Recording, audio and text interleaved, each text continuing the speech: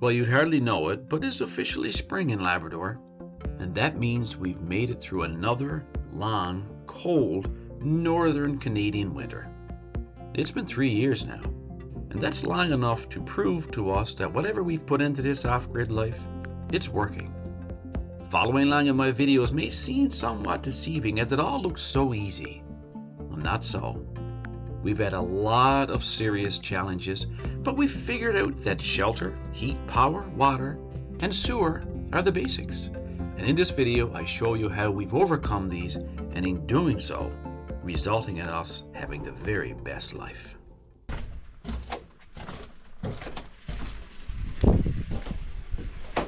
So this cabin has worked out for us perfectly.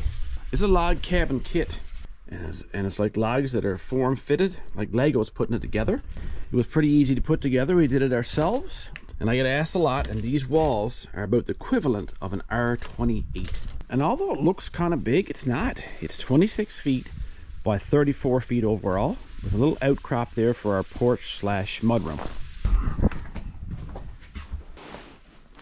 Now the next thing is heating this place. So our primary source of heat is a wood stove, and that goes for at least 6 months of the year. This particular one is a Blaze King, and of all the wood stoves I've ever owned in my life, nothing compares to this. It runs minimum 12 hours, maximum 25 to 30 hours. You can fine tune that with the thermostat, and when you engage this catalytic combustor, the wood burning is regulated so nicely and it just simmers along. It never overruns, and it keeps the temperature just nice and cozy all the time. I also got a couple of propane heaters. I bought this one like for $300 or $400 when I first got the cabin, before I even had the wood stove. And it's not direct vent outside. I just put it there to kind of like give it a shot of heat in the morning or something like that. But then I got myself one of these heaters that vent outside.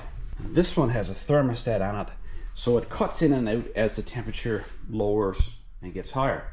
These things are great for if you go away in the middle of the winter and it's minus 30 or whatever, and you don't want your water or anything to freeze, obviously. So this way you can just leave for the weekend, or we've left as long as 2 weeks, and just let them run, and they regulate the temperature in here and keep it going until you come back and you get your wood burning operation started again. And even though we live here in the north and it gets brutal cold for extended periods of time, we've never had one issue whereby it was not warm and cozy in this cabin. Hi girlie, your little sister out chasing squirrels, is she? Just give you a little overview of the cabin. This particular living room area here has a nice cathedral ceiling, and those help too with the heat distribution. Turn them on every now and then, first thing in the morning, get the heat circulating around the rooms. Here's our kitchen, dining area, lots of space. And guys, even though we live 50 kilometers from any town, we have all the amenities here. We didn't even figure we would even bother with any of that, but I tell you, we got the power down pat, and when we did, everything just seems to work in our favor, and we started to expand a little bit. And you do that. We got a washer and dryer system in here. I got a freezer there. I got a refrigerator here. Both of those are DC. The only thing not electric in this kitchen is the propane range, and we have 2 400-gallon tanks outside that we have installed, and those fuel that and those propane heaters. Now in here we have the master bedroom. Beautiful, lots of space, nice big window. And by the way, our windows face the north here, so if there's any sun rising that we can see, it's over there. All the northern lights that you see here in the winter time, they're always in those skies, so it works out perfectly. Just a little designing thing if you want to design your cabin, put your big windows towards the north. I also have a fully functioning bathroom, exactly the same as you would have anywhere else. Hot and cold water, toilet just like you'd have in your household, flushes perfectly. Shower and tub, all runs exactly the same way again. Leaving the bathroom now, we go to the final room, which is the spare room, and it looks like there's 3 closets in here. 4, small one there. But actually, each of these rooms have a purpose. You never know it by looking at the room here. It just looks like clothes closets. But this is where a lot the magic happens, especially when it comes to power. In here is my complete power system, and I even have a backup system in there as well. I use the Bluetti system because it's something I found to work perfectly, simply, and there's no guesswork into it. This one's an AC 500, probably an overkill. 5,000 watts of power can deliver. Surges up to 10,000 watts. I actually have 6 batteries now. I started off with 2, and then I got another one, and I maxed out my system now with 6 big batteries, and that gives me about, I think, 17,500 watt hours of time. And that basically means if I walked away from this cabin with 0 power input, it could fully run for at least a week, no issue, just off the batteries alone. Now with this unit, this is like a control panel, and these batteries stand alone. They just connect. You just wire them together. The wires look a little convoluted, but now Bluetti has a new system. If you can see this one in here, look. It just connects 2 battery packs or a battery pack and like one of these units with just a simple jumper cable top to bottom. And I love it. I gotta get some more of them. And you'll notice I got these batteries on the side. I got this one backwards. This one's upside down because it doesn't matter. It's great. They're lithium batteries. You just stack them whichever way you want. Poke them in there. And I still got a little bit of room to spare here. This is what I started off with. These marine or RV deep cycle batteries. And guys, I struggled a lot. I had a cabin previous to this one for 25 years and probably had some sort of a solar and battery set up into it for 20 years of that. And it was okay for an occasional weekend thing, but when I came to living full time, I just could not get it to work. You got to go get charge controllers, you got to get your batteries, got to keep them up, you got to have the proper inverter, and then, you know, you get a surge of power and it would all cut out. And I tell you, I was failing miserably when it comes to using those batteries. But this Bluetti system, I power my cabin with it, I power my garage with it, I power my campers with it. And I'm also really excited about this new one I just got last week. And guys, Bluetti's not paying me to say this. They wanted me to try this one. This is the newest one, the Apex 300. And that is a complete backup system or full system if you wanted to use it for your cabin or home. And this unit here, I can take this as a portable unit. I can take this and go to my garage or take it with me on the road with my camper because it's nice and small and light. And if you look, it actually has a battery built into it. So it's completely portable. If you were to look at one of these batteries, it's like one of these is already built in to this system. So if you buy that, you're almost getting 2 in 1. You're getting the control unit and you're getting the battery with it. It also has the ability to switch from 120 to 240 volt. And I've never seen that before on any of these power stations. So if you had a welder or something like that, or a 240 volt plug you needed for anything, you could just switch that over and use it just like that. And right now this cabin is being completely powered by this unit here. And I tell you what, I'll show you right now. This is an accessory plug, the same one that you would plug your generator into your cabin. I'll plug it right in here right now. And I will shut this unit down. So now we're in the dark. I'll just turn on the AC right here, turn the power on this unit. Just like that. Start the whole cabin, and the whole thing can run off of that now with ease. You can see right now the cabin's using about 126 watts. Here on these are 4 typical plug-ins, AC plug-ins. Located right on the side are different plug-ins like 30 amp, 50 amp that you would plug in, say, a big welder with, or an RV camper or whatever. Very adaptable. I got all my solar cables here. I could just take it right out of this system here and plug it into this one. And that's all you do with these systems. And again, I like the simplicity of this because I'm not an electrical engineer. I'm just a regular lay person. You take the cables from your solar panel. You plug it into the side of a unit like that, there or there. You plug your cabin or your camper or your garage or whatever power cable you would use to get those things normally going with like a gas generator or whatever. It's exactly the same. You plug it in, you turn it on, it works. That's it. And then, of course, you get the sun charging it up all the time. So you don't have to listen to generators, nothing like that. And I haven't started my gas generator up since February. And guess what? I don't even have a fancy solar system. I have 3,000 watts of solar up there, varying types of panels. Solar panel tip that I found useful is I have some panels facing that way. That's where the sun rises in the lowest part of the year, like say the 21st of December. And it sets over there. So I have some panels facing this way, and I have some facing that way, because that's where the sun's gonna set. These are in the same direction as these. If I put them all in the same direction, then you'll only catch the sun while it's in that particular part of the sky. So say if I had all my panels facing this way, waiting for the big burst of energy at say 12 o'clock in the day, but it might not be sunny at 12 o'clock, it might be sunny at 9 o'clock in the morning, or at 2 o'clock in the day. This way, I'm going to capture at least some of the sun all day long. Other than that, you need one of those sun chasers, and I just don't want to tie up my yard with one of those, and I just don't know how it will perform in like -40. So this works for me just like it is. And again, these things take it all. If you don't have the proper fitting, you can get an adapter to make it work. And it's just like easy to find. I am so happy with this system. It is a complete game changer.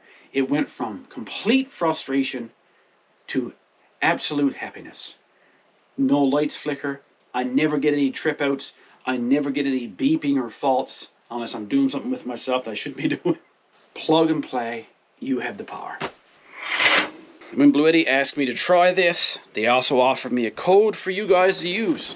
So you'll save 5%, I think it is, even on top of a sale price. So throw that in there, save yourself some cash.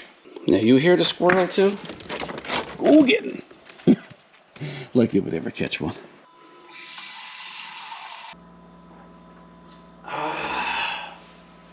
Cool, crisp water, right from a shallow well. So we got our shelter, we got our heat, we got our power. Now it's nice to have some running water. You may not have the ability to have it, to get that around your area. I lucked out here, folks. I went out in front of my cabin. You can't see it now, it's under about 3 or 4 feet of snow.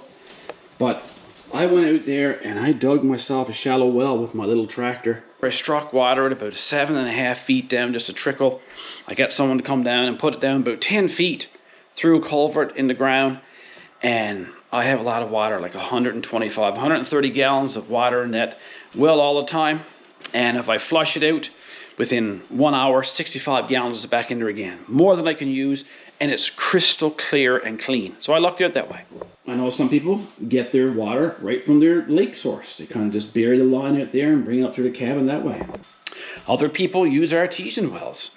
But in my case, I got water. Now, living here in the north, where the ground is frozen for 6 to 8 months of the year, the system I have here is working. I'm not getting any freeze-ups, which is a massive hurdle you have to overcome. And knock on wood, we've had cold winters now for 3 years, and we have not had any freeze-up. So how does your system work?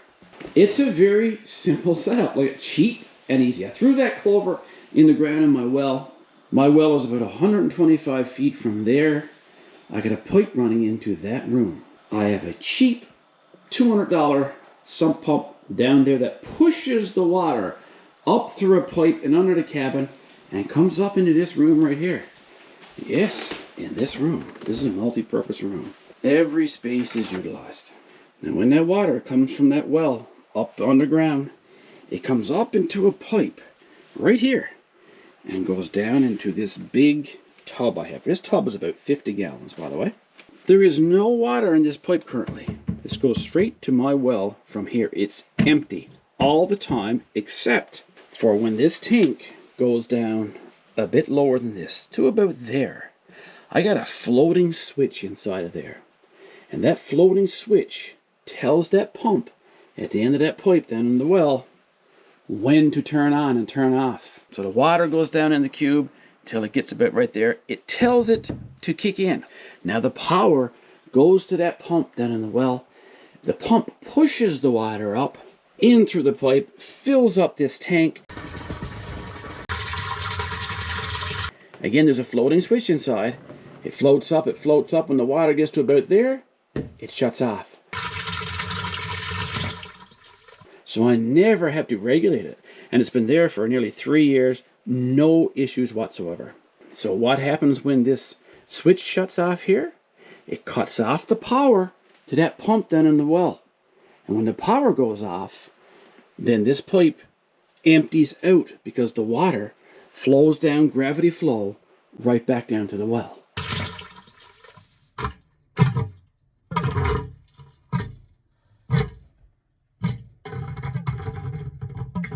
Leaving my pipes completely dry all the time. And that's why I have no freeze-ups. Now I have all this water at my disposal, and guys, you wouldn't believe it, I run this into a regular 12-volt RV pump. This particular one is 3 gallons per minute, just like you'd have in almost in most campers or RVs today. And I got that one hooked up, not even necessary.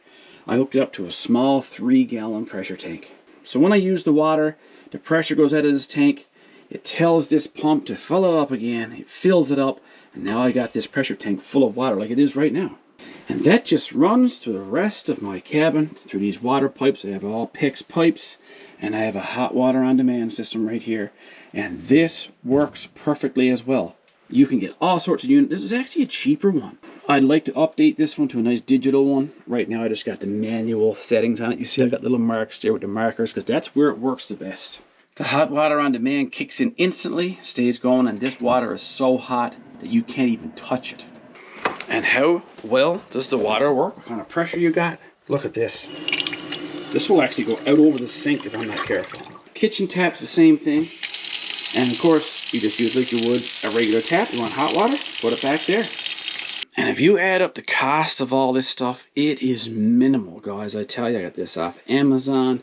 It's just a small tank. I got Princess Auto RV pumps. You can get those anywhere, and they're cheap to buy, like $100 and something bucks. $125 I got paid for that one. And that pump down in my well is a cheap $200 pump that I bought to Canadian Tire on sale at the time.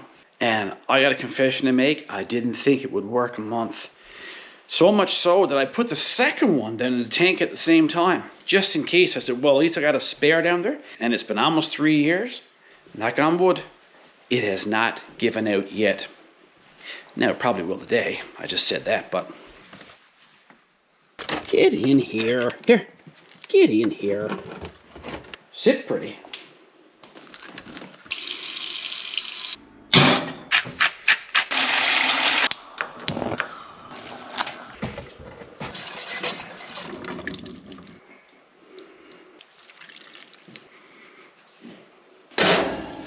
And there you go. Supper in the oven.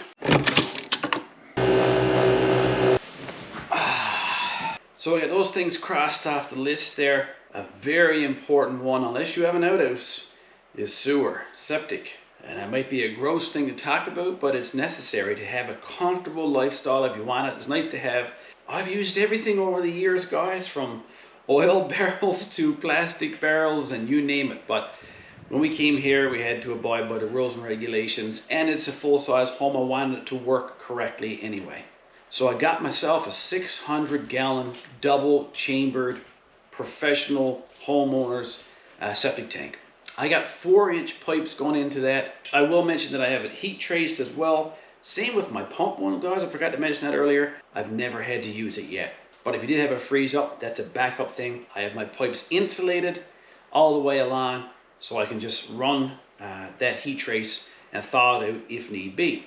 And we got nearly 3 years of using this tank throughout the winter times. The first couple of winters, I was so scared, just waiting any moment at all to have a freeze up or it be full in the winter time.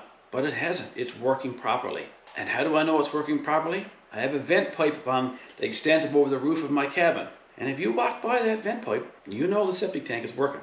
Coming out of my septic tank, I have the appropriate leaching field as well, with the tubes going off, the drainage, and yeah, it hasn't collapsed. It's working great. So there you have it. And this is what leads to our comfortable life.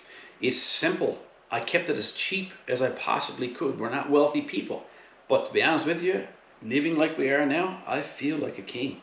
We have the most comfortable life, Melanie and I and the dogs, and we live in the woods, and it's where we want to be, and it's very simple, easy to maintain, and we love it. And as time goes by, you can add on additional comforts, little projects you do around the place, whereas you can afford them. If they apply to you, if you have the room, then go for it.